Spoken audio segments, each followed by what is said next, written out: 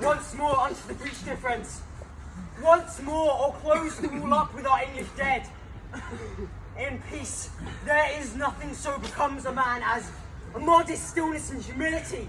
But when the blast of war blows in our ears, then imitate the action of the tiger.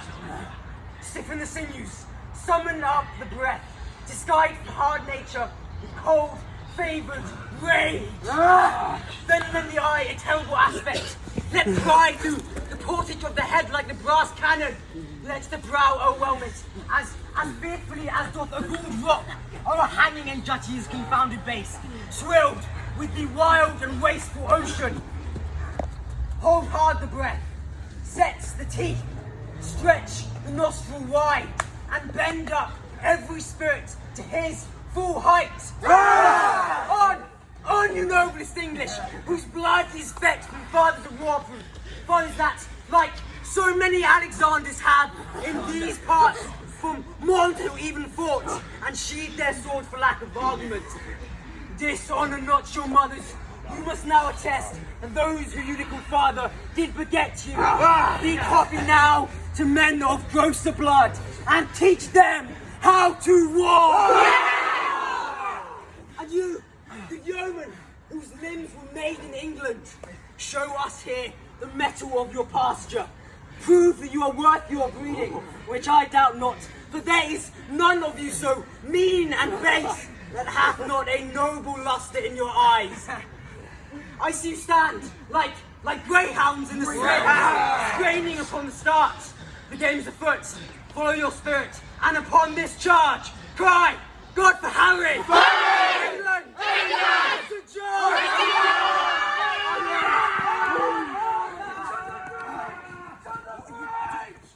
To the breach! Corporal, stay. The knocks are too hot, and for mine own part, I have not a case of lives. The humour of it is too hot. Knocks, go and come, God's vassals drop and die.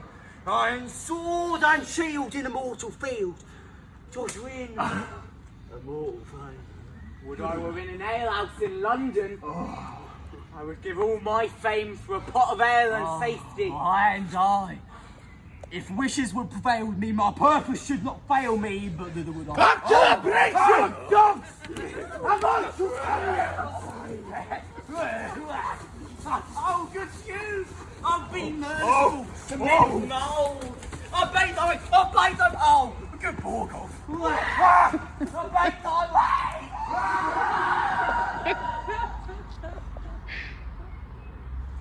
Have you seen a boy? Yay hi!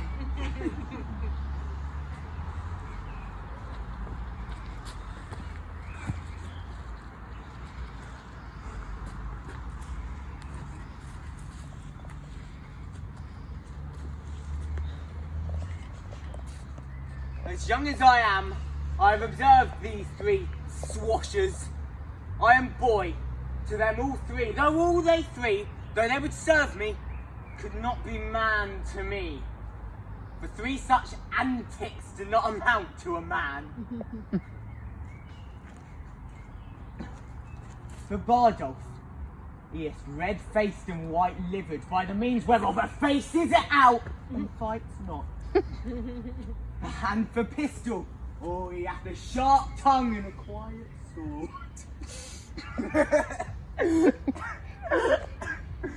By the means whereof breaks his words and keeps all his weapons. And for Nim, he hath heard that men of few words are the best men, and so he scorns to say his prayers, lest he should be thought a coward.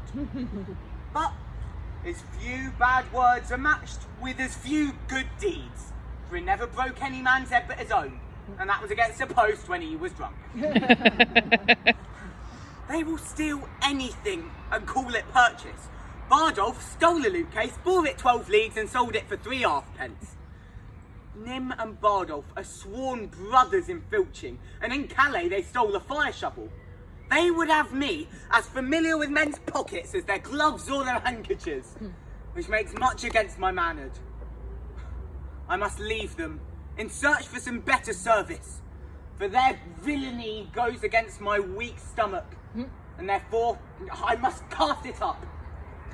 Just come this way a bit, please, ladies and gentlemen. The forward space is now right there. Close to one place.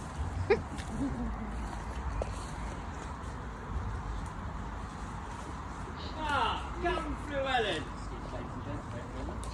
You must come presently to the mines. The Duke of Gloucester wishes to speak with you.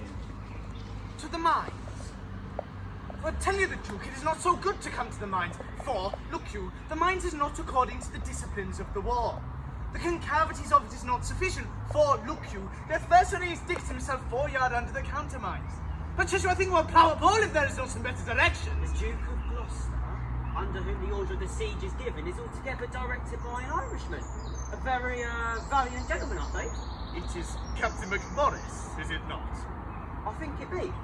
But Jesu, he is an ass, as in the world. I can verify as much in his beard. He has no better directions in the true disciplines of the war, of the Roman wars, than he's a puppy dog. Here he comes, and the Scots captain, Captain Jamie, with him. Well, Captain Jamie is a marvellous farragus, gent. That's a certain. That's a good deal, Captain Forward. God and clear your worship, good Captain James. How now, Captain McMorris? Have you quit the mines? Have the pioneers given up? Wait, Trishla! Tishildan! The work is come over. The trumpets sound their retreat. By my hand I swear, and my father's soul, the work is ill done. It is come over. Oh, I'd have blown up the town. So could it say me, la, in an oar. Oh, Tishildan, Tishildan. By my hand, Tishildan. Captain McMorris, I beseech you now, will you vouchsafe me, look you, a few disputations with you, partly touching or concerning the true disciplines of the war, look you, in the way of argument or friendly communication. I shall be very good faith, Captain Spartan, and I shall put you a good levy as my big occasion. That's a lie, Mary. It is not time to discourse the day is hot, and the weather, and the wars, and the king, and the dukes. It is not time to discourse. The town is besieged, and we talk, and the English do nothing. 'Tis shame for us all, for there's throats to be cut, and there's work to be done, and there's nothing done, so Chris say me, love. Ah, by the mercy of these eyes of mine take themselves to slumber. I'll do good service, and I'll get the ground for it. Aye, go to death. And I'll pay it as valorously as I may. That's so I surely do. That is the brief and the long. Mary, I would full fain had some question between you two. Captain McMorris, look you, under your correction, there is not many of your nation. Of my nation? What is my nation? Is a villain, and a bastard, and a knave, and a rascal. What is my nation? Who talks of my nation? Captain McMorris, if you take the matter otherwise than is meant, peradventure I shall think that you do not use me with that affability that under discretion you ought to use me, being such a good man as yourself, both in the derivations of my birth and in the discretions of war and in other particularities. I do not know you, so good a man as myself. So Chris save me, I will cut off your head. Gentlemen both, you will mistake each other. That's our foul fault. Captain Ah. McMorris, The town sounds appalling. when there is more better opportunity to be required, I will be so bold as to tell you I know the disciplines of the war, and there is an end.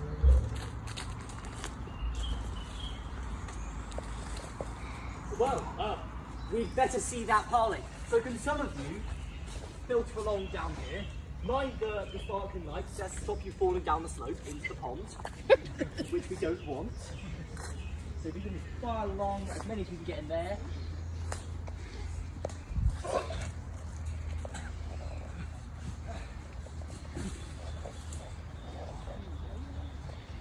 Stop here, and then if you can just around the slope, please space you out so you can all see.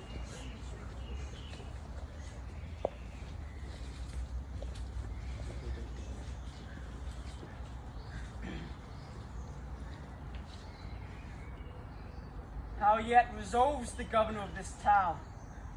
This is the latest parley we will admit.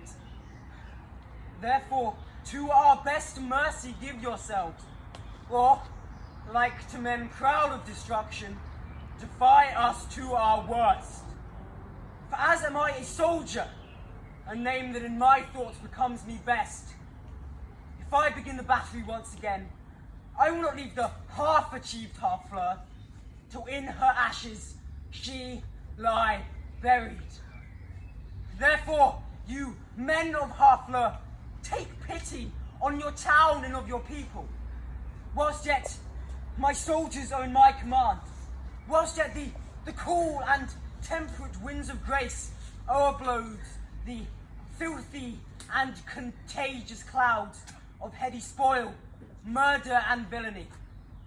If not, why in a moment look to see the rough soldier, blind and bloody, defile the locks of your shrill shrieking daughters, your fathers taken by their black beards and their most reverend heads dashed to the walls, your naked infants spitted upon pikes, while the wild howls confused of their mothers do break the clouds, as did the wives of Jury and Herod's bloody hunting slaughtermen. What say you? Will you yield, or, guilty in defence, be thus destroyed? My expectations have this day an end. Dauphin, who of succours we entreated, returns to us that his powers are yet not ready to lift such great a siege.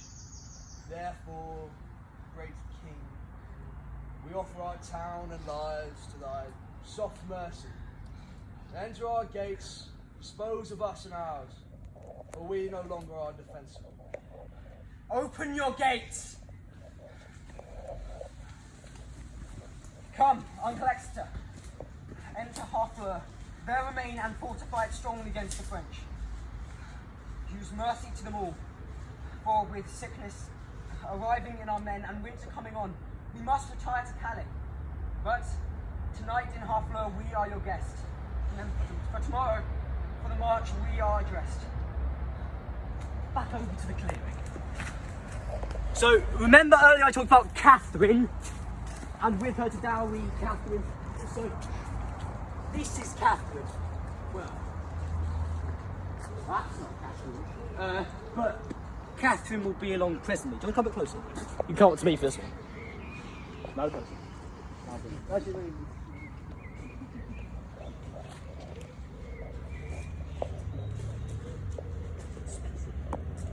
Alice, tu es été en Angleterre et tu parles bien le langage? Non. Mais je te prie, mon sonnier, il faut qu'on apprenne à parler. Dis-moi l'anglais pour la main. La main, elle est appelée de hand. Hand. Et des doigts? Les doigts? Parfois, j'oublie les doigts, mais je me souviendrai. Les doigts, je pense qu'ils sont appelés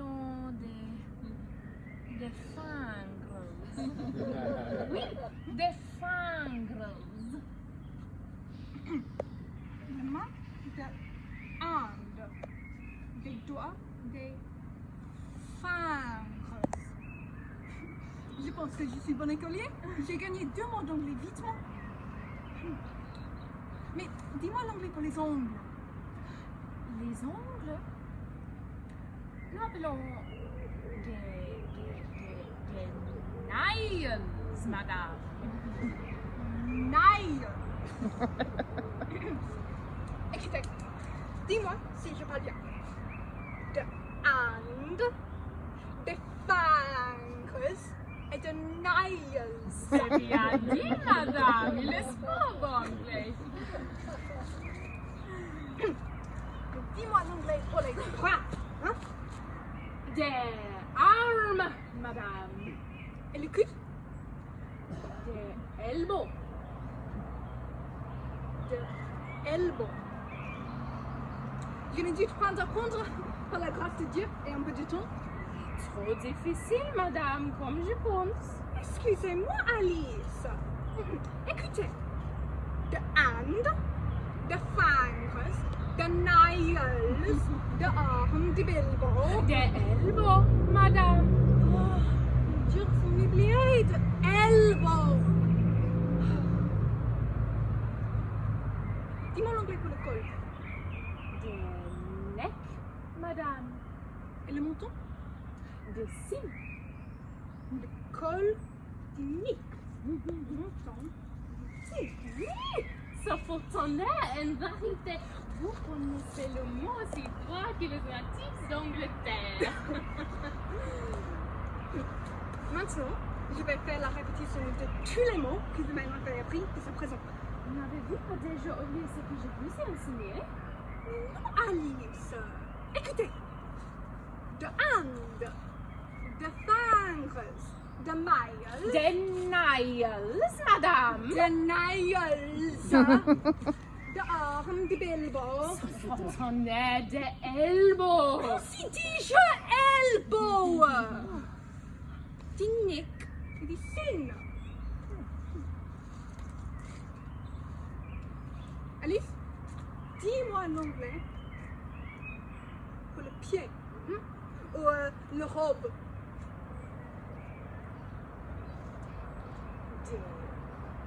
Des huîtres, madame.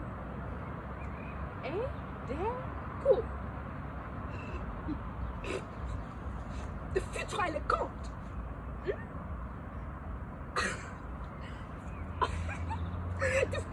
De futur et le compte. Mais ce sont les mots de son mauvais gros corruptible un petit et non pour les dames d'honneur du cerf. Ma foi, je ne veux pas prononcer ce mot devant les seigneurs de France pour tout le monde. Oh, le futur et le... Viens-moi, je réciterai ma leçon ensemble. De hand, de fingers, de nails, de arm, de bilbo, du neck, du chin, de futur et le... Excellent, madame. C'est assez pour une fois. Allons-nous cet hiver.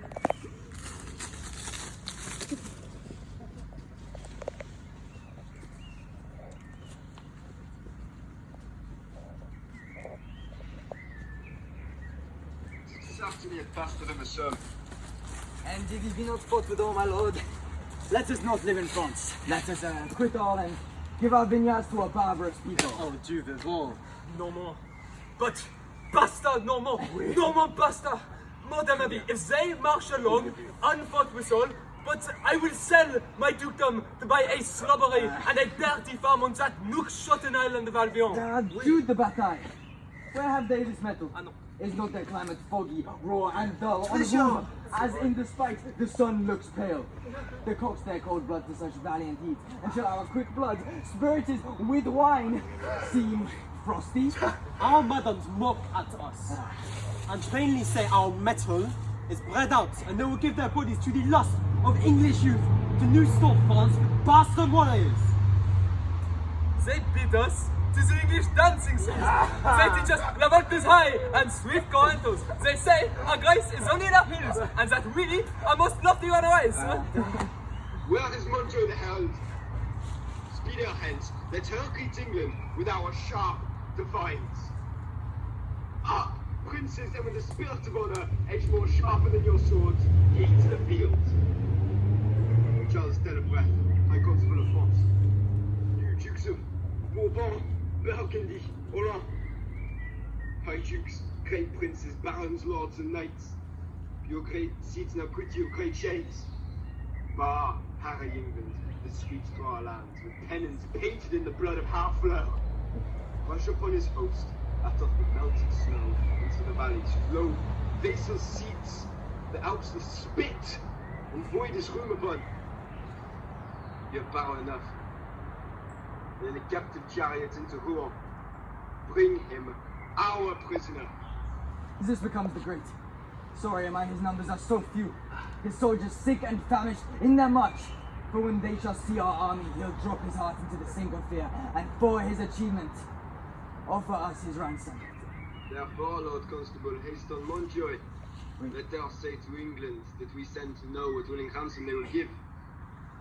Prince Dauphin, you shall stay with us in court. So I do beseech your majesty. Patience, you shall remain with us. Now forth, Lord Constable and Princes all, and quickly bring us word of England's fall.